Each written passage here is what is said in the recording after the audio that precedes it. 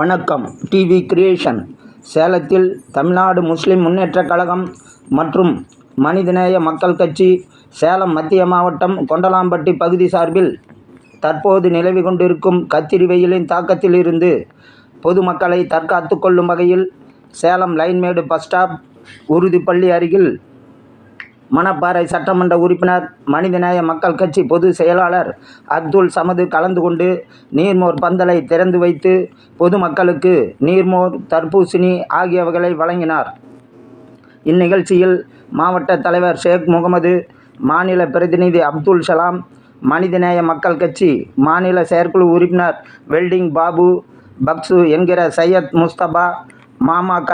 அப்துல் ஜாபர், த.மு.மு.க. மாவட்ட செயலாளர் ஜலால், மாவட்ட பொருளாளர் இம்ரான், மாவட்ட செயலாளர் சல்மான், பகுதி நிர்வாகிகள் தலைவர் பண்டு என்கிற சாகுல் அமீது, த.மு.மு.க. செயலாளர் முனீர், பொருளாளர் சிராஜ், மா.க. செயலாளர் சபீர் ஆகியோர் முன்னிலை வகித்தனர். மேலும் இந்நிகழ்வில் கிளை நிர்வாகிகள், கட்சி பொறுப்பாளர்கள் கலந்து கொண்டனர். இதில் 1000க்கும் மேற்பட்ட பொதுமக்கள் பயன்பெற்றனர்.